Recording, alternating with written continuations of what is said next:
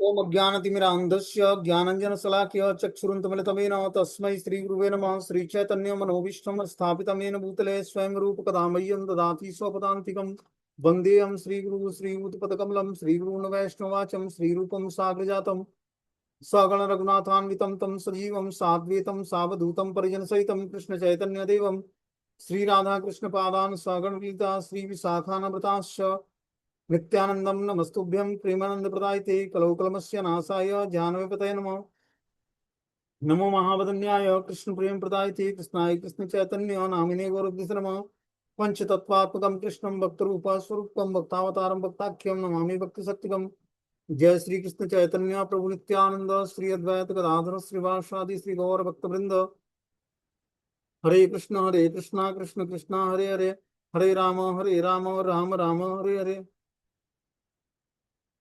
तो इसमें हम लोग भक्ति रस तत्व में दूसरा तत्व भागवत तत्व का वर्णन सुन रहे थे। इसमें परिशिष्ट मतलब समरी क्या है भागवत तत्व का, जो हम लोगों ने अध्ययन किया 5 क्लासों में, उसकी समरी क्या निकल के आई इसके बारे में हम लोग सुनेंगे। बोलते हैं यत्याधिकृत्य गायत्री वर्णयते धर्म विस्तरम वृतासुर बधोपेतम तद भागवतम मिश्यते। जिस ग्रंथ में गायत्री मंत्र का आश्रय कर धर्म का विशद रूप से वर्णन किया गया है, जिसमें वृतासुर वध का प्रसंग वर्णित है, वही ग्रंथ श्रीमद् भागवतम के नाम से प्रसिद्ध है। तो श्रीमद् भागवतम जो है गायत्री मंत्र का आश्रय कर धर्म का विशद वर्णन किया गया है इसमें। मतलब गायत्री मंत्र का शरण ग्रहण करके और धर्म क्या है उसका विशद वर्णन किया गया। और इसमें वृतासुर प्रसंग का वध का वर्णन है, इसलिए इसको श्रीमद् भागवतम के नाम से प्रसिद्ध है।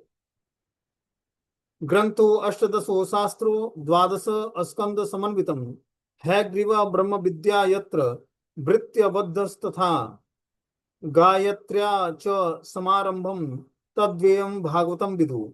12 स्कंद समन्वित 18,000 श्लोकों से युक्त जिस ग्रंथ में हैग्रीव ब्रह्म विद्या अर्थात नारायण कवच और वृतासुर वध का प्रसंग है, उसी को विद्वत जन श्रीमद् भागवतम के रूप में जानते हैं। तो श्रीमद् भागवतम का जो ये ग्रंथ है यह 12 स्कंदों से समन्वित है, 18,000 श्लोकों से युक्त है। इसमें भगवान के हैग्रीव अवतार, हैग्रीव राक्षस का वध, ब्रह्म विद्या और नारायण कवच और वृतासुर का वध का प्रसंग इसमें आता है, इसलिए इसको विद्वत जन श्रीमद् भागवतम के रूप में जानते हैं। आगे बता रहे हैं अम्बरीशम सुखम प्रोक्यम नित्यम भागवतम शृणु पठस्त्वम स्वमुखेनापि यदीक्षसी भवक्षयम।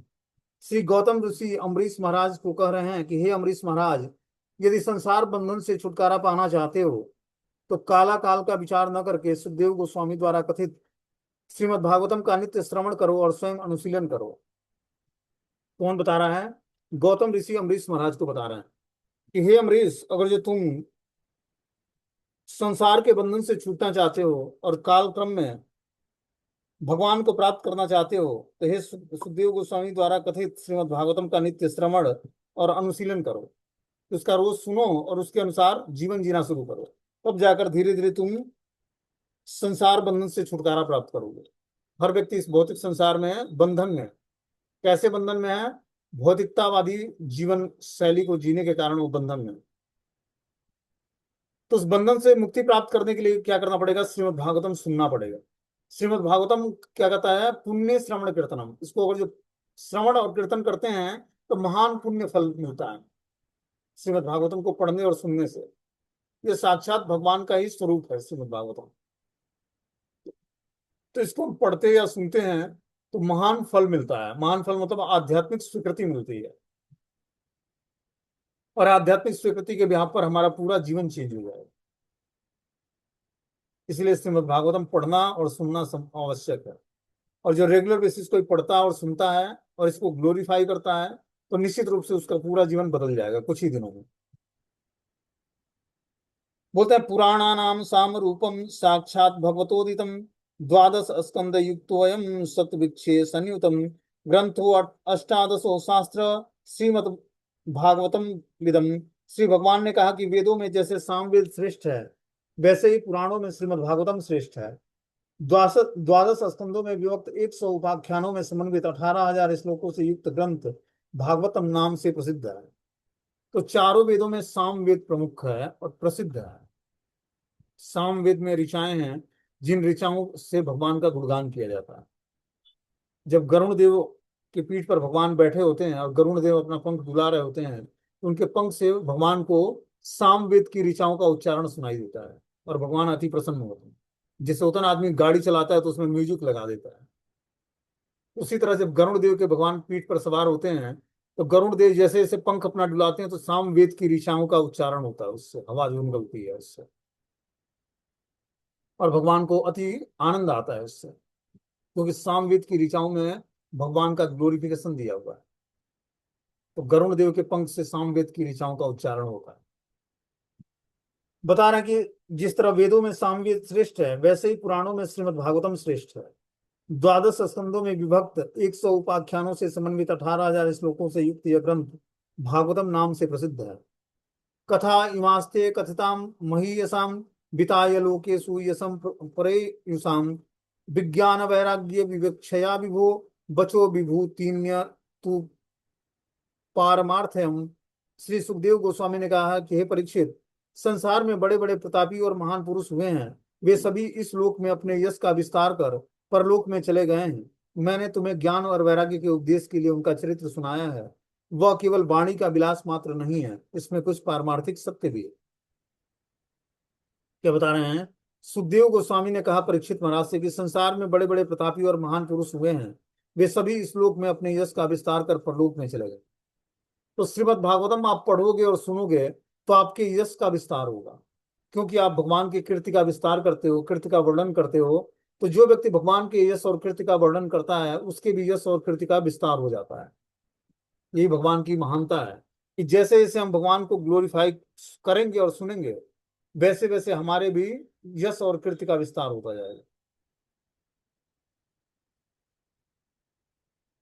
मैंने तुम्हें ज्ञान और वैराग्य के उपदेश के लिए उनका चरित्र सुनाया है, और वह केवल वाणी का विलास मात्र है, इसमें कुछ पारमार्थिक सत्य नहीं। क्या बता रहे हैं कि मैंने तुम्हें जो ज्ञान और वैराग्य के उपदेश के लिए भगवान का जो चरित्र सुनाया है, वह केवल वाणी का विलास मात्र है, नहीं है, इसमें कुछ पारमार्थिक सत्य है।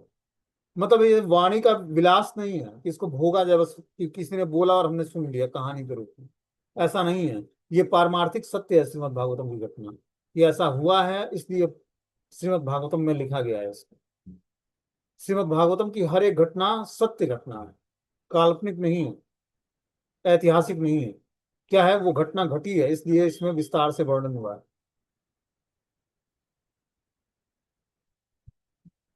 आगे इसमें बता रहे हैं कि अथ भक्ति सिद्धा स्त्री विधा प्राप्त पार्षद भगवतम देहा निर्धुत्य कषायम मुक्षित्य कषायाश्च यथा श्री नारदाय श्री सुकादय प्राज्ञ जन्मगतम नारदाश्च। पुनः भक्त भगवान भागवत तीन प्रकार के हैं, प्राप्त भगवत भगवत पार्षद देह, निर्धुत्य कषाय और मूर्छित कषाय। जो सिद्ध महापुरुष माइक पंच भौतिक देह त्याग कर भगवत शिवोन्मुखी सच्चिदानंदमय पार्षद देह को प्राप्त हो चुके हैं, वे उत्तम भागवत हैं।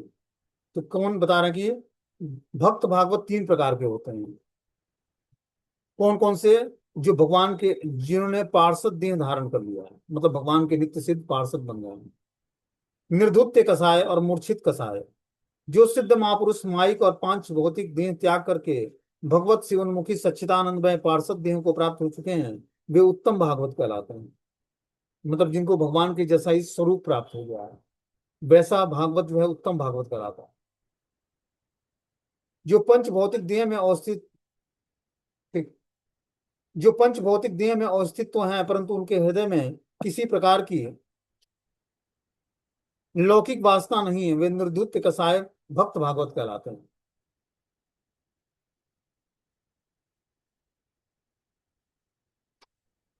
कि जो पंच भौतिक देह में अवस्थित तो हैं, परंतु उनके हृदय में किसी प्रकार के लौकिक वासना नहीं है, वे निर्धुत्य कसाय या भक्त भागवत कहलाते हैं। वे उत्तम भागवतों में मध्यम हैं। जिस भक्ति सिद्ध महापुरुषों के हृदय में सूक्ष्म रूप से सात्विक कसाय विद्यमान है, मतलब वासना संस्कार विद्यमान है, किंतु भक्ति के प्रभाव से वो सुसुप्त है, वे उत्तम भागवतों में कनिष्ठ हैं। पार्षद देह प्राप्त भागवत के दृष्टांत देवर्षि नारद हैं। निर्धुत्य कसाय के उदाहरण श्री सुखदेव गोस्वामी हैं, और मूर्छित कसाय के दृष्टांत दासी पुत्र के रूप में श्री नारद आदि।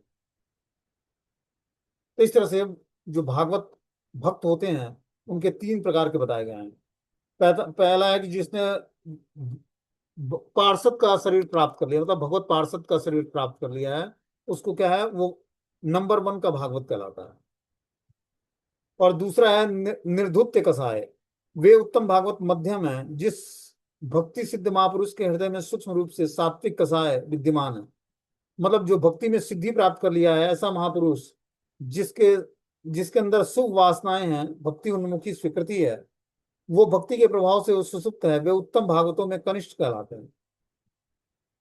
और बता रहे हैं कि जो है, जो निर्धुत कसाय भक्त भागवत कहलाता है, उसके हृदय में किसी प्रकार की लौकिक वासना नहीं होती है। मतलब भौतिक इच्छाएं बिल्कुल समाप्त हो गई हैं। वैसा भक्त भागवत जो है, निर्धुत कसाय भक्त भागवत कहलाता है, भक्त भागवत। तो इसके हृदय में कोई भी भौतिक इच्छाएं नहीं होती। वो मध्यम कैटेगरी का भक्त होता है, मध्यम कैटेगरी का भक्त भागवत होता है। इस प्रकार 3 प्रकार के भक्त भागवत होते हैं। तो यहाँ पर जो है भक्त भागवत तत्व का वर्णन अब यहाँ पर समाप्त हो जाता है। अब आगे जो है वैष्णव तत्व है। भक्ति रस तत्व में तीसरा तत्व है वैष्णव तत्व। तो जब हम गुरु तत्व की शरण ग्रहण करके और प्रमाणिक गुरु के आधार पर जीवन जीना शुरू करते हैं, उससे दीक्षा प्राप्त करते हैं, तो गुरुदेव क्या करते हैं, अब हमें भागवत तत्व का हृदय में हमारे निरूपण करते हैं। और जब हमारे हृदय में भागवत तत्व का निरूपण होता है, मतलब हम जब श्रीमद् भगवत गीता और भागवतम को सुनने लगते हैं, तो धीरे धीरे भगवान के भक्तों से में प्रेम उत्पन्न होता है, वैष्णव से मित्रता होती है। भक्तों में आपस में द्वेष नहीं होता है, क्योंकि सबका डेस्टिनेशन एक ही है, एक ही जगह पर जाना है उसको, एक ही उद्देश्य पे सभी लोग काम कर रहे हैं। लेकिन क्या है कि जब तक व्यक्ति की मेंटालिटी शुद्ध नहीं होती है, भगवान का शुद्ध भक्त नहीं बनता है, तब तक उसके अंदर एक ईर्ष्या द्वेष रहती है एक दूसरे से, या एक दूसरे के वो प्रोग्रेस में बाधा उत्पन्न करता है। लेकिन जैसे ही वो शुद्ध भक्त बन जाएगा भगवान का, वैसे ही इन सब लक्षणों से ऊपर हो गया। कुछ तो भगवान के प्लानिंग के कारण होती है। भगवान अपने भक्तों को हर सिचुएशंस में रखकर उसको टेस्ट करना चाहते हैं कि इस सिचुएशंस में ये क्या कर रहा है। तो दोनों ही भक्त हैं उनके। एक भक्त उसके जीवन में बाधा क्रिएट करता है, और दूसरा उस बाधा बाधा पर विजय प्राप्त करने के लिए प्रयास करता है। तो उसको लगता है ये सामने वाला जो है हमारा शत्रु बना हुआ है भक्तों में। लेकिन ये भगवान की इच्छा होती है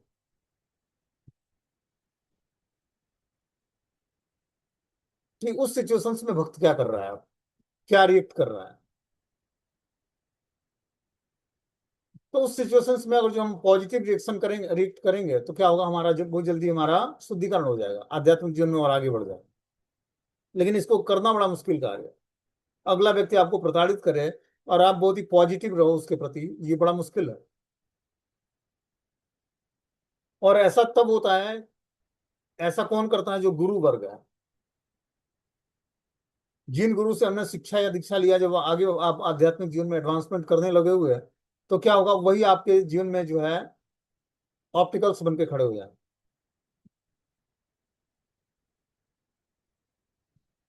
अब वो आपके सारे पैतरों को तो जानते हैं। अब आप उनसे बचोगे कैसे, निकलोगे कैसे। तब आप जरूरत से ज्यादा भगवान की शरण ग्रहण करोगे कि हे प्रभु, आप ही हमारे माध्यम बनिए और आप ही इन बंधनों से। जैसे अर्जुन के सामने क्या हुआ, साक्षात द्रोणाचार्य जो है, कृपाचार्य, पितामह भीष्म, 100 कौरव भाई, सब युद्ध के लिए तैयार हो गए। अब अर्जुन मोहग्रस्त हो गए कि मैं करूं तो क्या करूं। अपने ही गुरु जिन्होंने हमें शिक्षा दी है, उनसे युद्ध करके और भगवान को प्राप्त करना, भगवान के आदेश का पालन करना है। देखो क्या सिचुएशन उसके जीवन में क्रिएट हो गया कि आपको अपने ही परिवार के सदस्यों का वध करके भगवान को प्राप्त करना है। ये स्थिति हो गई।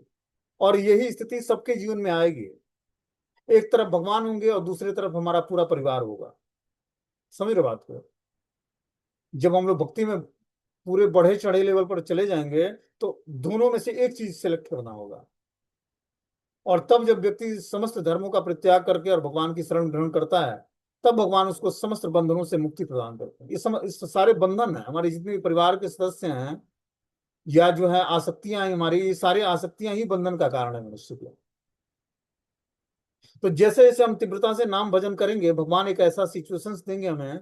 अब आपको सेलेक्ट करना है कि आपको कृष्ण चाहिए या परिवार के जन चाहिए या धन चाहिए, कविता सुंदरी, सब कुछ भगवान एक तरफ कर देंगे और एक तरफ खुद आगे खड़ा हो जाएंगे। अब क्या चाहिए तुझे बता। रोज हरे कृष्ण मंत्र रूट कर सुबह जो है ब्रह्म मुहूर्त में जाप कर रहा है। अब तुझे क्या चाहिए? मुझे प्राप्त करना है या परिवार के जन और धन और कविता और सुंदरी चाहिए तुझे? तो उस समय हमें निर्णय लेना होगा। उस समय आपके गुरु काम नहीं आएंगे, निर्णय आपका होगा कि आपको क्या प्राप्त करना है।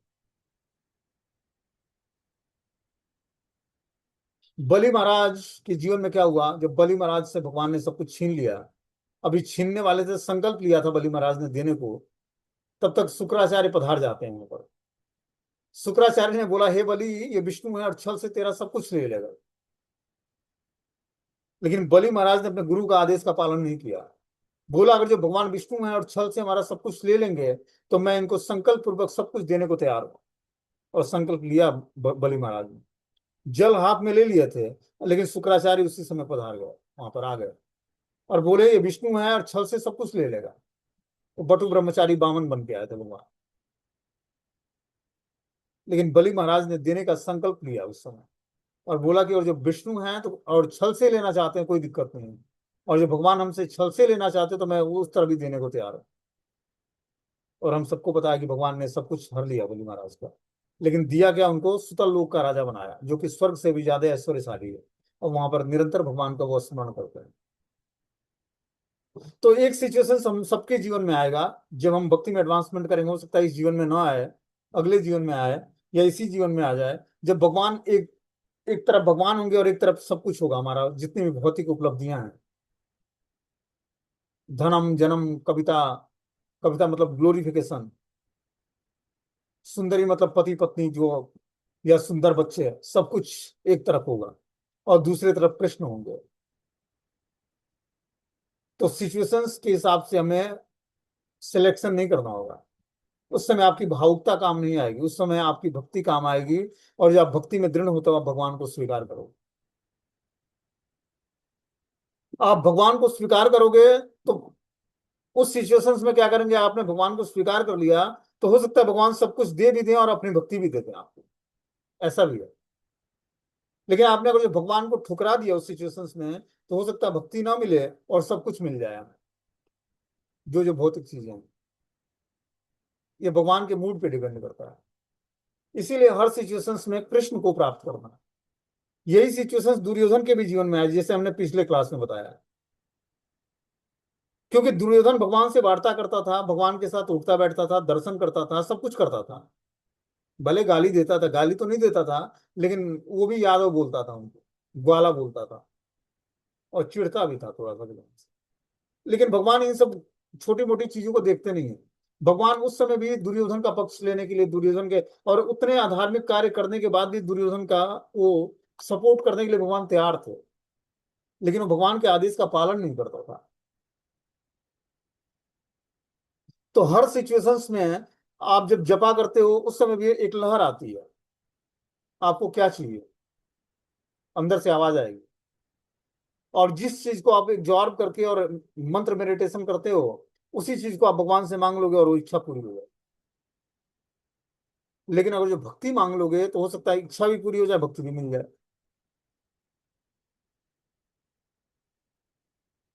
जब व्यक्ति प्रगाढ़ता से नाम जब करने लगता है तो जाप में ही एक सिचुएशन आता है कि अंदर से क्वेश्चन उठता है कि आपको क्या चाहिए। उस समय आप भगवान की भक्ति मांग लेते हो भगवान से, तो अपनी भक्ति भी प्रदान कर देंगे और भौतिक चीजें भी मिल जाएंगी जो हमारी लालसा है। लेकिन अगर जो हम भौतिक चीजों के पीछे भागेंगे और भौतिक चीजें मांगेंगे भगवान से, तो हो सकता है भौतिक चीजें तो दे दें भगवान, लेकिन भक्ति अपनी प्रदान नहीं करेंगे। इसीलिए हर सिचुएशन में भगवान से क्या मांगना है? उनकी भक्ति मांगनी है, अहेतु की अप्रतिहता भक्ति, जिसमें अपना कोई हेतु ना हो। भक्ति देने का मतलब है कि संपूर्ण ऐश्वर्य भगवान ने आपको दे दिया। भगवान के पास 6 ऐश्वर्य इनफाइनाइट मात्रा में है। और भक्ति का ऐश्वर्य तो उन सब चीजों से तुलना ही नहीं। तो भक्ति का ऐश्वर्य जिसको देते हैं भगवान, इसका मतलब उसको सब कुछ दे दिया भगवान। समस्त ऐश्वर्य दे दिए, लेकिन उस व्यक्ति को समझ आना चाहिए, उस बात को पचा ले जाए वो तो, कि भक्ति करने से समस्त कर्म हमारे कृत्य हो जाएंगे। इस बात पर इतना आसानी से विश्वास नहीं होता जीवात्मा को, कि अगर जो भगवान अपनी आहेत की अप्रतिहता भक्ति दे देते हैं तो हमारा सब कुछ पूर्ण हो जाएगा, किसी भी चीज की अभिलाषा नहीं रहेगी।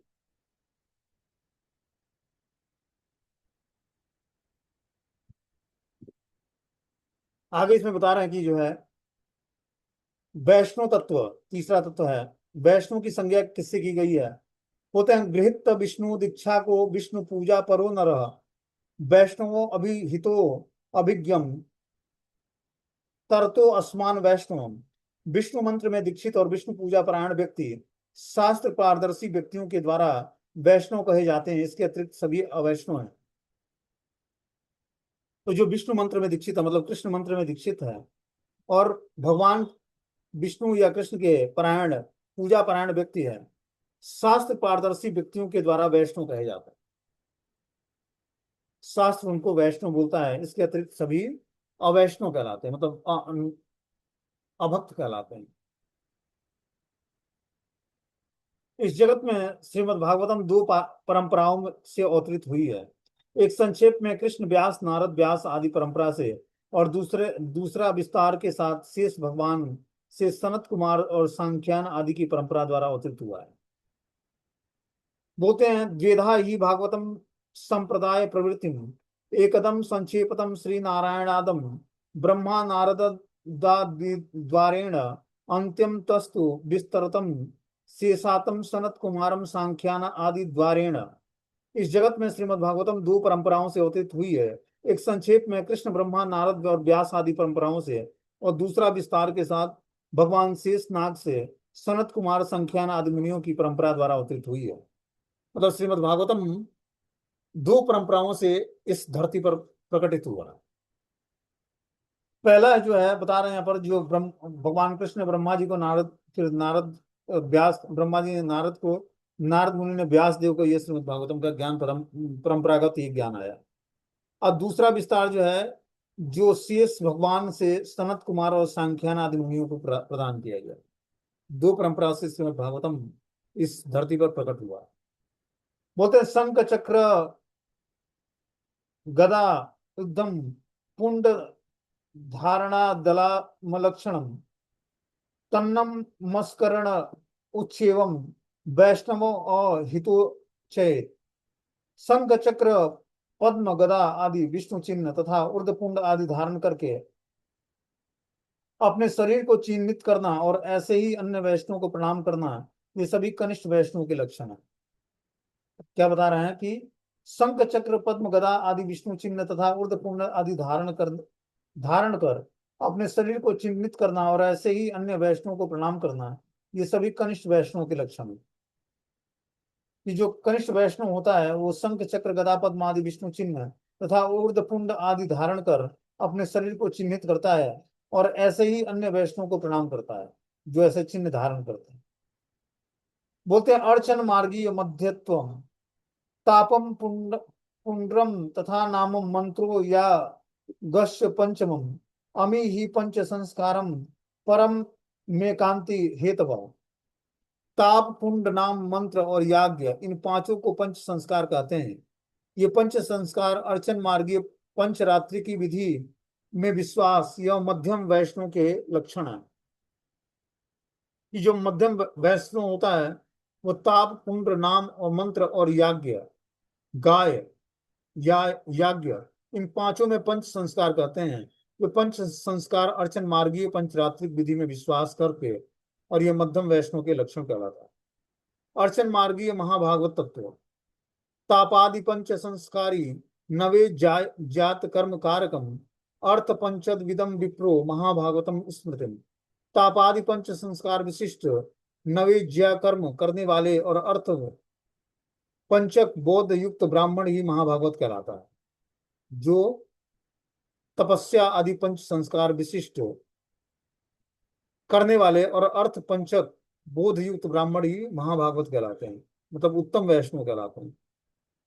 प्रेम के तारतम्य की दृष्टि से वैष्णव के भी तीन भेद होते हैं।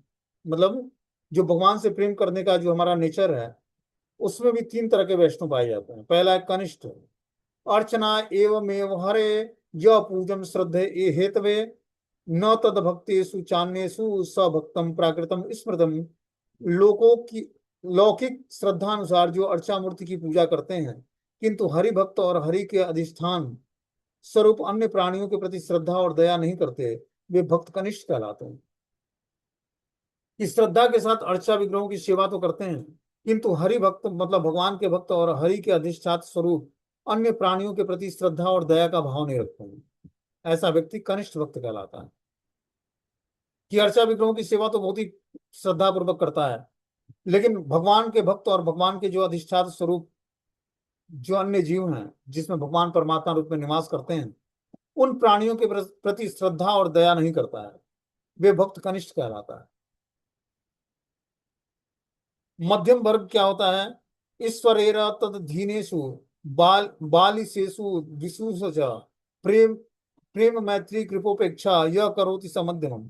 जो ईश्वर से प्रेम करता है, वैष्णव से मैत्री रखता है, मूढ़ पर कृपा करता है और द्वेषी की उपेक्षा करता है, जो मध्यम भक्त कहलाता है। मतलब ईश्वर के श्री विग्रहों की सेवा करता है, वैष्णव से मैत्री रखता है, मूर्ख व्यक्तियों पर कृपा करता है और द्वेषियों की उपेक्षा करता है। जो द्वेषी व्यक्ति है उसको उसकी उपेक्षा कर देता है, ऐसा भक्त मध्यम कहलाता है। अब तीसरा भक्त क्या है? ये हरि नाम चिंतामणि में है, भक्ति विनोद ठाकुर जी बता रहे हैं कि कृष्ण प्रेम कृष्ण भक्ते मैत्री आचरण बाली सेते कृपा आर द्वेषी उपेक्षण करी लेना मध्यम भक्त शुद्ध भक्त हन कृष्ण नामे अधिकार करे अर्जन।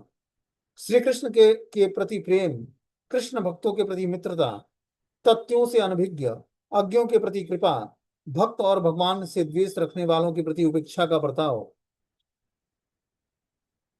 करने वाला मध्यम भक्त कहलाता है। वे शुद्ध भक्त होते हैं, ये ही भगवत कृपा और भगवत नाम में अधिकार प्राप्त करते हैं। तो जो मध्यम वर्ग का भक्त होता है, उसके अंदर एक गुण और पाए जाते हैं कि श्री कृष्ण के प्रति प्रेम होता है, कृष्ण भक्तों के प्रति मित्रता होती है, तत्वों से वो अनभिज्ञ होता है, मतलब तत्व को जानता है, भगवान भगवत तत्व और वैष्णव तत्व को। अज्ञों के प्रति कृपा करता है, जो अज्ञानी व्यक्ति है उसके प्रति कृपालु होता है। भक्त और भगवान से द्वेष रखने वालों के प्रति उपेक्षित आचरण करता है, ऐसा व्यक्ति मध्यम भक्त कहलाता है। ये शुद्ध भक्त होते हैं, यही भक्त कृपा और भगवत नाम में अधिकार प्राप्त करते हैं। कि ऐसा जो मध्यम भक्त होता है वही भगवत कृपा और भगवत नाम में अधिकार प्राप्त करता है। तीसरा उत्तम भक्त कौन होता है, इसके बारे में बता रहे हैं कि सर्वभूतेषु यः पश्येद भगवत भगवतात्मनः भूतानि भगवत्यात्म एषम भागवत उत्तम। जो समस्त वस्तुओं को सभी जीवों के हृदय में नियंता के रूप में स्थिर परमात्मा श्री हरि की विभूति के रूप में दर्शन करता है, वे उत्तम भागवत है। तो उत्तम भागवत कौन है? जो समस्त वस्तुओं को सभी जीवों के हृदय में नियंता के रूप में स्थित परमात्मा श्री हरि के विभूत रूप में दर्शन करता है, कि समस्त जीवों में भगवान का प्रेजेंस देखता है, परमात्मा रूप। ऐसा भक्त जो है श्री हरि की विभूति के दर्शन करने करने वाला उत्तम भक्त कहलाता है। कि सभी जीवात्मा को भगवान के अंश के रूप में देखता है, कि भगवान हर जीवात्मा के अंदर परमात्मा रूप में निवास करते हैं, इसलिए वो किसी में कैटेगराइज नहीं करता है कि ये छोटा है, ये बड़ा है, ये जंतु जानवर है, ये मनुष्य है। सबको एक दृष्टि से परमात्मा के रूप में सबके हृदय में भगवान जो निवास करते हैं उनका दर्शन करता है। बोलते हैं अस्थावर जंगम देखे ना देखे तार मूर्ति सर्वत्र स्फुरते तार इष्ट देव स्फूर्ति। कृष्ण प्रेम में आविष्ट रहने वाला महाभागवत अस्थावर एवं जंगम को देखते तो हैं, किंतु उनके स्थूल रूप को नहीं देखते। वे जो कुछ भी देखते हैं उनमें सर्वत्र ही उनको अपने इष्ट देव की स्फूर्ति स्वरूप की स्फूर्ति होती है। कि जो उत्तम भागवत होता है वो अस्थावर और जंगम, जड़ और चेतन हर पदार्थ में अपने इष्ट आराध्य का दर्शन करता है। और इस प्रकार बता रहे हैं वो इष्ट देव के स्वरूप की स्फूर्ति करता है हर चीजों में, चाहे वो जड़ और चेतन जो भी पदार्थ है उसमें क्या करता है, वो भगवान का प्रेजेंस देख पाता है। ऐसा महाभागवत भक्त जो है उत्तम अधिकारी कहलाता है। बोलते हैं गृहीत्वा पिदी एर अर्थान यो न द्वेष्टि न हृष्यति विष्णु माया मिदम पश्यन स वे भागवत उत्तम। उत्तम भक्त का तटस्थ लक्षण कहते हैं कि जो इंद्रियों द्वारा विषयों को यथा योग्य ग्रहण करते हैं किंतु उनमें राग और द्वेष नहीं करते, जो इस जड़ विश्वास समूह को विष्णु माया रचित जानते हैं, वे भागवत उत्तम कहलाते हैं। कि उत्तम भक्त का तटस्थ लक्षण क्या है? कि जो इंद्रिय द्वारा विषयों को यथा योग्य ग्रहण करता है किंतु उसमें राग और द्वेष नहीं करता, जो इस जड़ विश्व समूह को विष्णु माया रचित जानते हैं, वे भागवत उत्तम कहलाते हैं। कि जो जड़ समूह है, जड़ विश्व है, इसको वो माया के द्वारा, विष्णु माया के द्वारा रचित जानता है और राग द्वेष नहीं करता किसी से, इंद्रियों तथा विषयों को यथा योग्य ग्रहण करता है, ऐसा व्यक्ति उत्तम भागवत कहलाता है। देहेन्द्रिय प्राण मनोधियाम यो जन्माप्य य क्षुद्र भय तर्स पृक्षे संसार धर्मेर विमूहमानम स्मृत्वा हरे भागवतम प्रधानम। जो संसार में तो है तथापि देह इंद्रिय प्राण मन और बुद्धि तथा जन्म नाश क्षुधा भय तृष्णा इत्यादि संसार धर्म से मोहित अर्थात आसक्त नहीं है, सर्वदा हरि स्मृति द्वारा कुशल पूर्वक रहते हैं, वे भागवत प्रधान कहलाते हैं। भागवतों में प्रधान कौन है? जो संसार में तो है तथापि देह इंद्रिय प्राण मन और बुद्धि तथा जन्मनाश क्षुधा भय तृष्णा इत्यादि संसार धर्म से मोहित अर्थात आसक्त नहीं है, ऐसा व्यक्ति हरि स्मृति द्वारा कुशलता पूर्वक रहते हैं और भागवत प्रधान कहलाते हैं। जिनको इस संसार में देह इंद्रिय प्राण मन बुद्धि और जन्मनाश जन्म मृत्यु क्षुधा भय तृष्णा इत्यादि सांसारिक धर्म मोहित नहीं करते हैं और इससे आसक्त नहीं है, ऐसा व्यक्ति उत्तम भागवत कहलाता है, भागवतों में प्रधान है। न काम कर्म बीजानाम यस्य चेतसी संभवम वासुदेवक नीलया स वे भागवत उत्तमा। जो कृष्ण में अवस्थित होकर शांत हैं एवं जिनके चित्त में काम कर्म बीज उत्पन्न नहीं होता, वे भागवत उत्तम कहलाते हैं। जो कृष्ण में अवस्थित होकर शांत है मतलब भगवान में स्थिर है उनकी चेतना, और जिनके चित्त में काम कर्म बीज उत्पन्न नहीं होते, मतलब जिनके चित्त में काम और कर्म का बीज उत्पन्न नहीं होता, ऐसा व्यक्ति भागवत उत्तम कहलाता है। बोलते हैं न यस्य जन्म कर्मभ्याम न वर्णाश्रम जाति भी संजते अस्मिन हम भावो देहे वे स हरे प्रिय। जिन पुरुषों का इस जड़ देह में जन्म कर्म वर्णाश्रम आदि अथवा जाति का अहम भाव उत्पन्न नहीं होता, वे हरि के प्रिय पात्र होते हैं। आगे बता रहे हैं न यस्य स्वपरम इति बीते स्वात्मनि वाविदा सर्वभूत सम शांत स वे भागवत उत्तम।